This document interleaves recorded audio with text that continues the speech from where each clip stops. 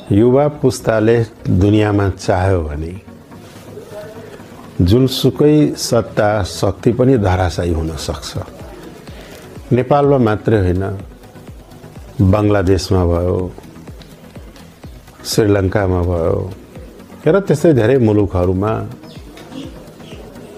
धेरै राज्य सत्ता र शक्तिहरू युवाहरूको आन्दोलन, जनताको सङ्घर्षको अगाडि धराशायी भएका छन्। ती युवाहरूको विद्रोहलाई राज्यले सम्बोधन गर्नुपर्थ्यो। केपी शर्मा ओलीको सरकारले युवाहरूलाई बोलाएर लौ बसेर समस्या हल गरौँ भनेर जानुपर्थ्यो। उल्टै उखान तुक्का र चिडाउने काम गरे।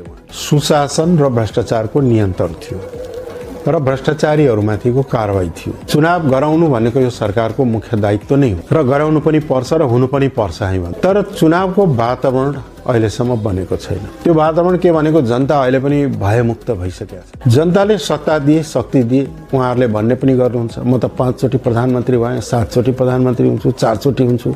पटकै पटकै प्रधानमन्त्रीहरू मन्त्रीहरू त बने, तर देश जनतालाई के दिए त, के गरे त भन्ने कुरा अब मूल्याङ्कन देश र जनताले गर्नुपर्छ र त्यो मूल्याङ्कनका आधारमा आउने चुनावमा भोटिङ गर्नुपर्छ, भोट हाल्नुपर्छ। आदरणीय दर्शकबिन, वर्तमानकाल दैनिकको अनलाइन टेलिभिजनको बहस कार्यक्रममा स्वागत गर्न चाहन्छु। म कार्यक्रम सञ्चालक ओम प्रकाश यादव।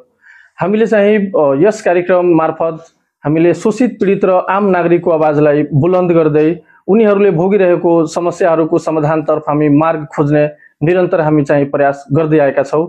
जन सरकारको विषयमा हामीले खुला, निर्मम र तथ्यमा आधारित रहेर हामी चाहिँ विशेष चाहिँ हामी कुराकानी गर्ने गरेका छौँ। आजको कार्यक्रम चाहिँ हाम्रो अत्यन्त महत्त्वपूर्ण छ, किनकि आज हाम्रो बीचमा जनता समाजवादी पार्टी नेपालका राष्ट्रिय अध्यक्ष एवं पूर्व उप प्रधानमन्त्री उपेन्द्र यादवजी हुनुहुन्छ। उहाँसँग हामीले देशको समसामयिक राजनीतिक परिस्थिति, पछिल्लो राजनीतिक घटनाक्रम र आगामी राजनीतिक दिशाको विषयमा हामी केन्द्रित रहेर हामी विस्तृत कुराकानी गर्ने प्रयास गर्दैछौँ। अध्यक्षजी, हाम्रो यो जन सरकार कार्यक्रममा तपाईँलाई धेरै धेरै स्वागत छ। धन्यवाद। पछिल्लो समय देशमा हाम्रो जेनजी विद्रोह भयो। जेनजी विद्रोहको आक्रोशको सामने चाहिँ 2 तिहारको सरकार ढल्न पुग्यो र केपी शर्मा ओलीको नेतृत्वमा जुन 2 तिहारको सरकार थियो त्यो चाहिँ ढल्न पुग्यो। यो जेनजी विद्रोह चाहिँ किन भयो, यसले तपाईँ कसरी निहाल्नु भएको छ? अब जेनजी भनेको युवाहरू हो। युवा पुस्ताले दुनियाँमा चाह्यो भने जुनसुकै सत्ता शक्ति पनि धराशायी हुन सक्छ।